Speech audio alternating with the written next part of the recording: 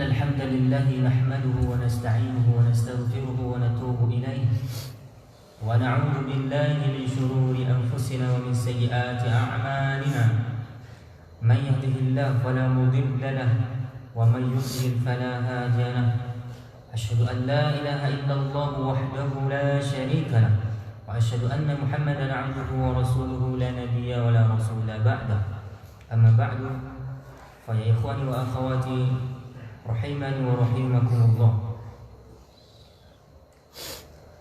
Masih dalam pembahasan yang sama di dalam agenda rutinitas kajian ba'da subuh ini, yaitu pembahasan lanjutan dari apa yang telah kami pernah sampaikan di pertemuan yang lalu mengenai etika beragama dalam Islam, ataupun anjuran untuk memelihara sunnah dan etikanya. Namun kami memberi semacam penjudul pada subuh kali ini, yaitu bagaimana seorang muslim beretika dalam beragama. Saudaraku yang rahmati Allah Subhanahu wa taala, kami sempat memukaddimahi pembahasan ini dengan menukilkan beberapa firman Allah Subhanahu wa taala. Di antaranya adalah nukilan ataupun potongan dari firman Allah yang terdapat dalam Quran surah An-Nisa ayat ke-59. Yang mana Allah di situ menyampaikan kepada kita fa in tanaza'tum Allahi war rasul. Ini merupakan potongan ayat dari surah An-Nisa 59. Di mana Allah dalam ayat ini memukaddimahi dengan panggilan hai orang-orang yang beriman. Ya ayyuhalladzina amanu athi'u Allah wa athi'u Rasul wa ulil amri minkum. Ini ayat pertamanya seperti itu. Mukaddimah ayat seperti itu. Hai orang-orang yang beriman, taatilah Allah, athi'u Allah wa athi'u Rasul, dan taatilah Rasulullah. Jadi para ulama mufassirin ketika menafsirkan kalimat ini, ati Allah yaitu ati'ul Quran. Taatilah kalian kepada Al-Quran. Taatilah Allah, taatilah Quran. Wa ati'ur Rasul, dan taatilah Rasul. Maksudnya apa? Taatilah sunnahnya. Sunnah Rasulullah sallallahu alaihi wasallam. Kita taati hadis-hadis sahih dari Rasulullah sallallahu alaihi wasallam. Kemudian perintah berikutnya apa? Wa ulil amri minkum, dan hendaklah kita juga taati ulil amri minkum. Siapa ulil amri di sini? Jumhur ulama ketika menafsirkan ulil amri adalah dua. Mereka adalah al-ulama, mereka adalah al-umara, dua. Mereka adalah ulama-ulama yang mengerti terhadap persoalan agama, dan juga umara, pemimpin yang bagaimana? Pemimpin yang mengerti urusan agama. Ini tafsirannya. Jadi boleh ulama, boleh pemimpin, dua-duanya tetap adalah orang-orang di antara kaum muslimin pastinya, yang mereka adalah orang yang mengerti, paham terhadap Al-Quran dan Sunnah. Oleh karena itu, kaum muslimin dirahmati Allah, perlu kita ketahui di sini para ulama mengatakan apa rahasia ataupun apa yang ada di balik penghilangan bahasa oleh Allah Subhanahu wa taala waktu Allah menyuruh kita untuk taat kepada ulil amri, yaitu menghilangkan bahasa ati'u. Coba kita perhatikan ayat ini, Allah memakai bahasa ati'u pada dua tempat saja, yaitu ya ayyuhalladzina amanu, hai orang-orang yang beriman, ati'ullah wa ati'ur Rasul. Dua ati'u. Nah, taatlah Allah, taatlah Quran, taatlah Rasul, taatlah Sunnah. Ketika ulil amri, Allah hilangkan bahasa ati'u, langsung ke waw ataf, yaitu waw yang menyambung hukum sebelumnya, kalimat sebelumnya, yaitu dan pemimpin di antara kalian, dan ulama di antara kalian. Jadi kalau kita ingin bahasakan, ada siratan makna gini, ataupun siratan bahasa, walaupun Allah hilangkan ini. Dan ini ada rahasia tadi. Ati'u Allah wa ati'ur Rasul wa ati'ul ulil amri. Kayak gitu. Wa ati'ul amri. Tapi Allah hilangkan bahasa ati'u. Allah cuma membahasakan memakai bahasa ati'u fi'il amr, kata perintah untuk ketaatan itu ya di Allah dan Rasulnya. Namun ketika pemimpin ataupun juga ulama, Allah hilangkan ati'u. Apa maknanya? Para ulama mengatakan ketaatan kepada Allah dan Rasulnya adalah ketaatan mutlak. Tidak boleh tapi, tidak boleh tawar menawar. Memang harus kita tawarkan kepada umat, kita harus taat Allah dan taat Rasul. Namun ketika ketaatan kepada ulama, ketika ketaatan kita tujukan kepada pemimpin, di sini tidak ada ketaatan mutlak. Maknanya apa? Untuk ketaatan kepada ulama dan pemimpin wajib, bisa-bisa, bahkan tidak boleh kita taati. Kenapa? Ulama ada yang benar, pemimpin ada pemimpin yang benar, ada juga pemimpin yang salah. Tapi kalau Allah nggak salah, Rasulullah maksum, mutlak kita harus taati Allah dan Rasul. Namun ketika perintah itu ditujukan kepada manusia, dalam hal ini berarti al-alim al-ulama dan juga amir ataupun al-umarah, maka tidak ada hukum mutlak harus untuk kita taati. Kenapa? Karena kondisi ulama, keadaan ulama berbeda-beda. Ada yang memang betul-betul harus kita taati, wajib kita taati ulama. Kalau ulama ataupun pemimpin yang taat Allah dan Rasul. Namun kalau ulama itu malah yang mengajak manusia kepada kesesatan, dan ini tidak sedikit hari ini muncul di tengah-tengah kehidupan, dia adalah orang yang diulamakan ataupun yang dikatakan ulama. Namun kalau kita lihat omongannya, ucapannya, ajakannya itu jauh sangat dari Quran dan Sunnah, kontradiktif bahkan dengan Al-Quran dan Sunnah. Maka ulama atau pemimpin yang seperti ini tidak mutlak kita taati, tidak wajib kita taati. Ini harus kita pahami bersama. Jadi tidak boleh kita taklid buta terhadap ketaatan ulama. Kami ulangi, ada kalanya kita harus mentaati ulama, karena nggak mungkin kita nggak taati ulama. Dan itu juga bahagian daripada perintah Allah dan Rasulnya untuk mentaati ulama. Karena ulama juga warasatul anbiya. Ulama itu adalah pewaris para nabi. Jadi kita harus pahami kalimat pewaris. Ulama adalah pewaris para nabi. Al-ulama'u warasatul anbiya. Para ulama itu pewaris nabi. Apa pewaris?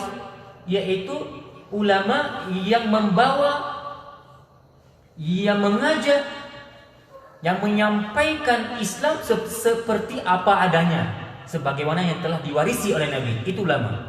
Kalau ada ulama malah dia menyampaikan sesuatu yang bertolak belakang dengan apa yang diperintahkan oleh Allah dan Rasulnya, maka dia tidak dikatakan ulama warisan.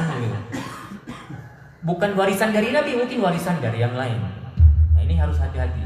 Kalimatnya udah betul, hadisnya udah sahih. Al-ulama'u warasatul anbiya. Maka konsekuensi bagi ulama adalah kalau dia betul-betul ulama, dia harus menyampaikan, memahami sesuatu, mengamalkan sesuatu dalam urusan agama ini sebagaimana yang telah diwarisi dari Nabi. Apa yang telah diwarisi Nabi? Quran dan Sunnah. Makanya kami ulangi, ini menjadi etika bagi kita. Ketika itu memang ayat dan hadis mutlak kita taati. Kalau itu bentuknya perintah, kita wajib jalankan. Kalau itu bentuknya larangan, wajib kita tinggalkan. Kalau itu bentuknya pemberitaan, wajib kita yakini benarnya ada berita itu. Ini konsekuensi kita. Namun ketika nanti persoalan kita yang dihadapkan kepada ketaatan kepada ulama, maka di sini tidak ada kemutlakan untuk kita taati.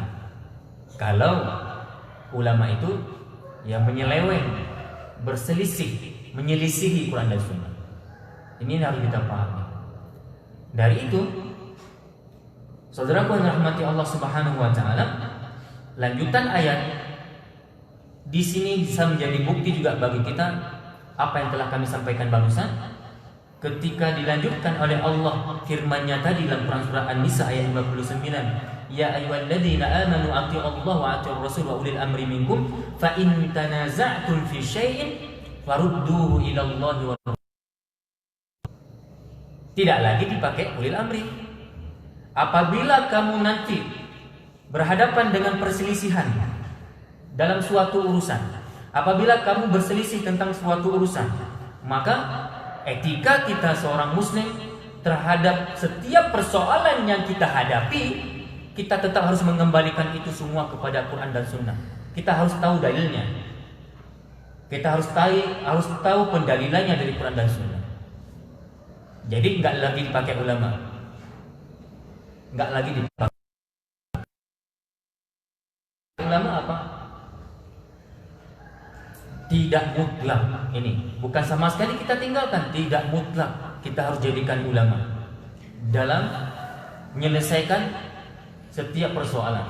Karena ulama tadi ada berbeda-beda. Kapan kita harus pakai ulama? Ketika kita berhadapan dengan sebuah perselisihan. Ketika ulama itu kita pandang konsisten mengikuti Quran dan Sunnah. Dia adalah ahlul dzikr. Kalau bahasa Quran sebenarnya mereka adalah ahlul dzikr. Dan itu perintah Allah untuk kita ketika kita nggak paham Quran dan Sunnah, wajib kita mengikuti ulama tadi. Ulama yang paham Al-Quran dan Sunnah. Fas'alu ahla dzikri in kuntum la ta'lamun. Jikalau kamu tidak mengerti, tidak paham, maka apa perintahnya? Tanyakan kepada ahlul dzikr. Siapa ahlul dzikr sini? Ahlul Quran was Sunnah. Tanyakan kepada mereka. Berarti sekali lagi tidak mutlak hukum mengikuti ulama. Kenapa? Ada ulama yang memang baik, kita harus ikuti. Ada ulama yang memang tidak baik. Ini kaum muslimin dirahmati Allah, etika. Sehingga nanti apa yang bisa kita pahami dalam kehidupan kita, ketika nanti yang kita berhadapan dengan sebuah perselisihan, kalau memang itu sudah terselesaikan dengan Quran dan hadis, itu sudah harus mentok. Nggak boleh tapir lagi, nggak boleh tanya lagi pada ulama ini, pada ulama itu. Kalau udah jelas ulama itu menjelaskan ini ayat, ini hadis maksudnya. Ulama yang konsisten mengikuti Quran dan hadis menyampaikan itu haram, ini halal. Mana keharamannya? Ini ayatnya. Mana kehalalannya, kebolehannya? Ini ayat dan hadisnya. Kalau udah ulama yang mengerti Quran dan Sunnah mengatakan itu, kita harus mentok. Nggak boleh tapir lagi, nggak boleh cari-cari yang lain lagi. Nggak boleh, itu etika kita. Karena kalau kita tetap mencari kebenaran setelah kebenaran, maka yang kita dapati adalah kesesatan. Itu Allah katakan sendiri, "Famada ba'dal haqqi illa dhalal." Kata Allah, tidak ada sebuah kebenaran yang sudah didapati kemudian dia masih juga mencari-cari kebenaran yang lain. Udah tahu itu benar, dicari lagi kebenaran. Pasti yang dia dapati bukan kebenaran lagi. Yang dia dapati pasti kesesatan. Apalagi hari ini dia mengikuti ulama sesuai dengan keinginannya. Yang menurut dia cocok nanti pendapatnya dengan nafsu dia. Ini etika rusak dalam beragama kaum muslimin. Sedangkan etika kita seorang muslim yang beriman kepada Allah dan Rasulnya, kalau memang ulama itu yang telah paham Quran dan Sunnah mengatakan ini boleh dan ini nggak boleh, kita taati. Wajib bahkan kita taati ulama ini. Karena jelas yang disampaikan oleh beliau itu adalah bersumber jelas hukumnya dari Quran dan Sunnah yang telah dipahami oleh Rasul dan para sahabat dan tabi'ut tabi'in. Mentok kita. Namun ada orang sudah jelas-jelas penyampaian ulama tentang boleh atau tidak bolehnya terhadap sesuatu hal. Namun dia masih juga mencari ulama-ulama yang lain yang dianggap cocok dengan dia. Ini salah. Pasti sesat yang terjadi. Ini etika kaum muslimin. Hati-hati. Dan kalau dia memaksa diri untuk mengambil sebuah pendapat dari ulama yang padahal pendapat itu kontradiktif dengan Al-Quran dan Sunnah, maka sungguh dalam hal ini dalam kitab Tauhid dijelaskan dia telah melakukan kesyirikan besar. Ini kaum muslimin, ayo kita perhatikan sama-sama apa yang saya sampaikan barusan. Saya ulangi, ketika ada seorang muslim memaksa diri dengan landasan egoisme, dengan landasan nafsu yang dia kedepankan, ketika dia ingin memilah dan memilih sebuah pendapat, jelas padahal pendapat yang sudah sampai kepadanya itu pendapat yang sudah jelas dari Quran dan Sunnah yang telah dipahami oleh ulama-ulama yang benar. Namun dia tetap memilih yang lain, mencari ulama-ulama untuk menjadikan ulama ini membenarkan pendapatnya. Dia bukan cari kebenaran, tapi cari apa? Pembenaran. Dia mencari pembenaran. Nah, apa yang terjadi? Kemudian dia tinggalkan kebenaran yang sudah sampai kepadanya. Kemudian dia mengambil pendapat Iya, semacam juga hukum-hukum mungkin yang jauh dari Quran dan Sunnah, dari ulama yang nggak jelas tadi, maka di sinilah hukum tauhid apa? Dia telah melakukan kesyirikan besar. Syirik apa namanya? Syirkut ta'ah. Syirik apa namanya? Syirkut ta'ah. Syirik dalam ketaatan. Berarti dia di sini tidak lagi menuhankan Allah dan Allah Subhanahu wa taala. Berarti dia di sini tidak konsisten mengikuti sunnah Rasulullah. Ini hati-hati kaum muslimin. Dan ini sekali lagi menjadi etika bagi kita. Kalau jelas itu Quran dan Sunnah, dan Quran dan Sunnah itu telah dipahami maksudnya oleh ulama-ulama yang benar tadi, ini maksudnya, nah itu ambil, ikuti. Jangan cari ulama-ulama yang lain lagi, yang mana pemahamannya, pemikirannya, amalan-amalannya itu jauh dari ulama-ulama yang telah benar tadi. Ini hati-hati. Karena ini merupakan bahagian pada konsekuensi iman. Apa konsekuensi iman? Wajib tunduk patuh kepada Quran dan Sunnah yang telah dibawa oleh Rasul, yang telah dipraktekkan oleh para sahabat, yang telah diikuti oleh tabi'in. Ini konsekuensinya. Maka dikenal dengan ya Ahlus Sunnah. Siapa ahlu keluarga? Sunnah. Ya sunnah, keluarga sunnah. Kenapa keluarga sunnah? Keluarga maksudnya apa? Orang yang dekat. Keluarga sunnah apa? Artinya dekat. Apa keluarga? Orang yang bergabung, yang punya ikatan, dan mereka memiliki ikatan apa? Ikatan sunnah Rasulullah, al-sunnah. Ataupun bahasa hadis sendiri apa? Al-jamaah. Rasulullah pernah bersabda ya dalam hadis yang sahih, ataupun para ulama mengatakan hadis ini hasan sahih, ada yang mengatakan hadis ini hasan. Yang intinya derajat hadis ini bagus, bisa kita jadikan dalil dalam beragama. Apa itu? Sataftariqu ummati. Ini lanjutan hadis-hadisnya panjang. Sataftariqu ummati. Berapa terpecah umatku? Berapa? Fintain wa sab'ina. Bukan. 73 golongan. Berapa umatku terpecah kata Nabi? Thalatha wa sab'ina firqatan. Thintaina finnar, sintaina wa sab'ina finnar, wa wahida fil jannah.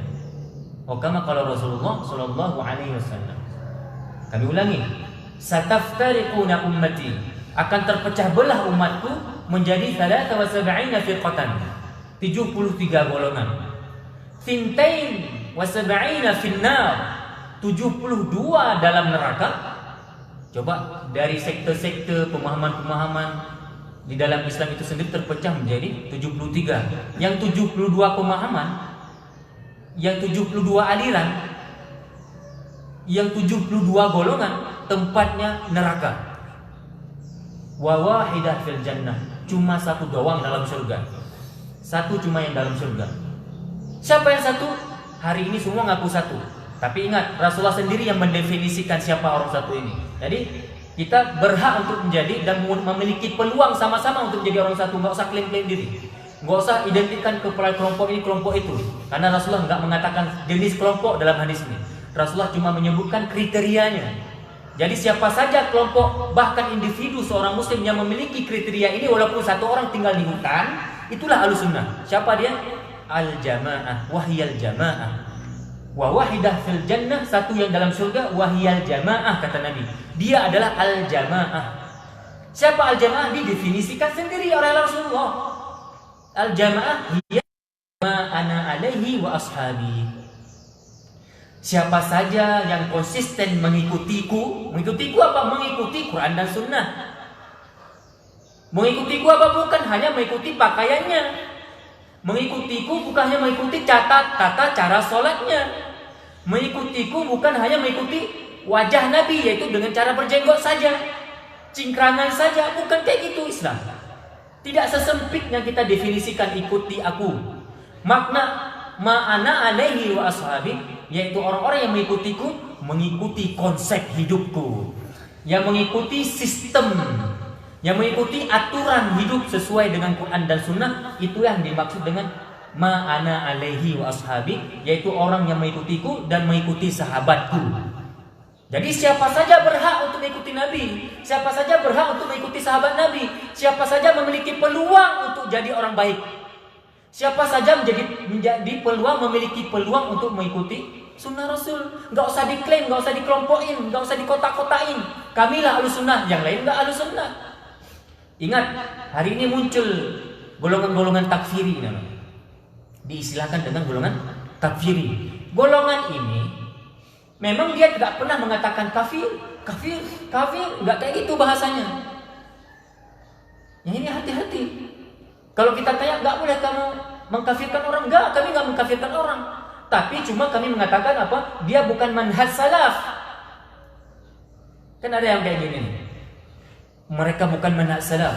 Itu kelompok itu bukan kelompok yang bermanhaj salaf. Itu ustaz itu bukan ustaz bermanhaj salaf. Itu masjid di situ bukan masjid yang di atas manhaj salaf. Bahasa bukan manhaj salaf, menjas, menghardik, memfonis golongan yang lain dengan memakai bahasa bukan manhaj salaf, itu sama saja dia adalah takfiri. Dia termasuk golongan takfiri. Kenapa takfiri di sini? Kenapa saya bilang golongan inilah golongan yang telah mengkafirkan kaum muslimin? Karena makna yang tersirat dari bahasa mereka adalah bukan bermanhaj salaf, adalah mereka bukan orang yang ikut Quran dan Sunnah. Kan bahaya. Berarti yang enggak ikut Quran dan Sunnah siapa? Orang kafir. Ini hati-hati. Gampang betul hari ini orang mengucapkan kalimat ini. Yang dia merasa diri sudah betul-betul salaf seakan-akan. Padahal salaf lain, dia lain. Tapi begitu percaya diri dia mengatakan, kami yang bermanhaj salaf. Ustadz kamilah yang betul-betul telah bermanhaj salaf. Maka ikutilah ustadz kami, enggak usah ikuti ustadz lain. Karena ustadz lain itu si A, si B, si C, mereka bukan ustadz yang bermanhaj salaf. Ketika dia berbahasa ustadz itu bukan bermanhaj salaf, maka ustadz itu sudah kafir. Kenapa? Karena dia telah mengeluarkan ustadz itu dari Quran dan Sunnah. Karena manhaj salaf Quran dan Sunnah lewat pemahaman Rasul dan para sahabat, tabi dan tabi'in, itu manhaj, sistem. Atau hati-hati juga kaum muslimin, latah. Kadang lisan kita mengatakan mereka orang sunnah, mereka bukan sunnah. Itu juga takfiri. Kalimat yang seperti ini secara tidak sadar kita telah mengkafirkan orang lain dengan mengatakan apa? Kita orang sunnah. Mereka orang apa? Mereka bukan orang sunnah. Nah ini, mereka bukan orang sunnah. Bukan orang sunnah berarti bukan umat Nabi. Bukan orang sunnah berarti bukan yang ikut Nabi. Orang yang telah menyatakan orang lain enggak ikut Nabi berarti dia telah mengkafirkan. Dia telah membatalkan syahadatain orang lain. Dia telah membatalkan syahadat nomor 2, asyhadu anna Muhammad Rasulullah. Karena kita telah mengatakan dia bukan orang sunnah. Berat kaum muslim, kalimat ini berat, jangan sepele, jangan remeh, bahaya. Ada siratan makna takfiri di kalimat ini kaum muslimin. Maka kaum muslimin dirahmati Allah, semua kaum muslimin yang dia telah mengikuti Quran dan Sunnah, yang dia telah yakin membenarkan Al-Quran dan Sunnah, yang telah menuhankan Allah, yang sama-sama mengikuti sahabat Nabi, namun nanti dalam proses perjalanan waktu ataupun dalam kehidupan kita sehari-hari kita pandang ada perbedaan-perbedaan di sana sini, yang itu bukan perbedaan akidah, bukan perbedaan yang bersifat usul, tapi furu', cabang-cabangnya, itu berarti saudara kita. Nggak boleh kita kafirkan, nggak boleh kita keluarkan dari ikatan persaudaraan kita. Innamal mu'minuna ikhwan, karena semua orang beriman saudara. Nah, ini hati-hati kaum muslimin, jangan sepele perkara ini. Jangan remehkan perkara ini, karena ini perkara yang sangat penting kaum muslimin. Saudaraku yang dirahmati Allah Subhanahu wa taala, dari itu kembali kami ingatkan, sudah menjadi etika bagi kita seorang muslim dalam beragama, konsisten kita sama-sama untuk mengikuti Quran dan Sunnah dengan pemahaman yang benar. Bagaimana pemahaman yang benar? Ya, pemahaman Rasul. Wajar, karena Allah turunkan Quran kepadanya. Beliau lebih ngerti dengan Quran. Oke, siapa lagi? Sahabat. Kenapa sahabat? Al-Quran turun di zaman sahabat. Mereka tahu kapan turun, di mana turun. Ngerti para sahabat. Yaitu zaman di mana Al-Quran turun. Kenapa kita harus ikut ulama setelahnya, itu tabi'in? Karena mereka muridnya sahabat, yaitu muridnya Rasul. Murid sahabat. Kemudian sahabat murid Rasulullah. Maka pemahaman mereka lebih lurus, dan ini wajib kita ikuti. Sehingga itulah jabaran dari kalimat al-jamaah ma'ana alaihi wa ashabi. Kami tutup kaum muslimin dalam mukadimah pembahasan ini masih, karena insya Allah kita akan coba lanjutkan penyampaian hadis-hadis yang berhubungan dengan bab ini. Apa itu? Jangan salah mengerti. Apa jangan salah mengerti? Jangan salah mengerti hadis tadi. Hadis 73 golongan terpecah belah umatku, 72 yang dalam neraka, 1 yang ke dalam surga. Itu jangan salah mengerti. 72 yang dalam neraka itu, 72 dalam neraka itu bukan mazhab, bukan karena beda mazhab. Dalam artian apa? Jangan nanti gara-gara beda tata cara sholat sedikit, ini kunut, di sana nggak kunut, di sini boleh tahlilan waktu hari mati, di sini nggak boleh hari tahlilan, di sini boleh tujuhan, di sini nggak boleh tujuhan. Perbedaan yang seperti ini tidak masuk dalam bab 72 ini. Ini hati-hati. Ini sana muslim laki-lakinya berjenggot, di sini ada kelompok nggak berjenggot, di sana bercadar wanitanya, di sini nggak bercadar misalnya. Perbedaan seperti ini tidak dalam artian perbedaan perpecahan umat yang dimaksud 72 tadi yang ke neraka. Ini hati-hati.